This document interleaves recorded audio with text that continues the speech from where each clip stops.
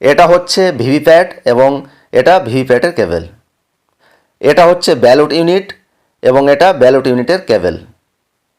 এটা হচ্ছে control unit এবং কন্ট্রোল ইউনিটে কোনো কেবল নেই, কেবল একটি সকেট আছে। তাহলে দুটি কেবল দেখতে পাচ্ছি, একটি কেবল ব্যালট ইউনিটে এবং আরেকটি কেবল ভিভিপ্যাটে।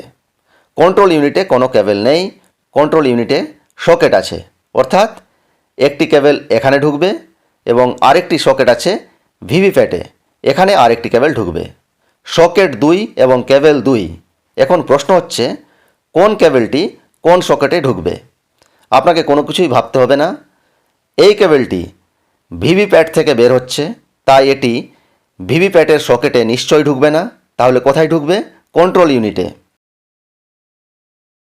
কন্ট্রোল ইউনিটে সুইচ অফ করা অবস্থায় তার সকেটে রেডের সাথে রেড এবং ব্ল্যাকের সাথে ব্ল্যাক কালার মিলিয়ে পিনটিকে একটু চাপ দিয়ে ঢোকালেই টাক আওয়াজ করে ঢুকে যাবে। তাহলে কন্ট্রোল ইউনিটের কানেকশান হয়ে গেল ভিভিপ্যাটের সাথে। দ্বিতীয় যে কেবলটি ব্যালট ইউনিট থেকে বের হচ্ছে সেটাকে আমরা ঢোকাবো ভিভিপ্যাটের সকেটে।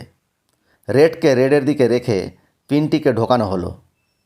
সকেটের উপরে দেখুন একটি স্লাইডিং সুইচ আছে। এই স্লাইডিং সুইচ 1 পজিশানেই রাখতে হবে। যদি সকেটে পিন ঢোকানোর সময় স্লাইডিং সুইচ 2 নম্বর পজিশানে চলে যায় তাহলে স্লাইডিং সুইচকে 1 নম্বর পজিশানে করে নিতে হবে।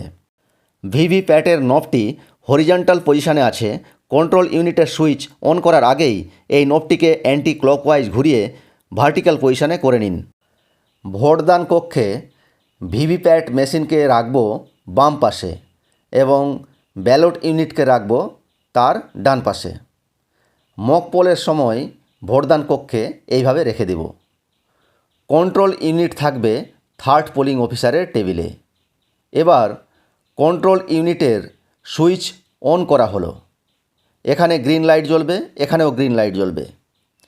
কন্ট্রোল ইউনিটের ডিসপ্লেতে ইভিএম ইজ অন দেখাবে, তারপর ব্লিঙ্ক করবে এবং ভিভিপ্যাট মেশিনে পরপর 7টি কাগজের স্লিপ কেটে কেটে পড়বে।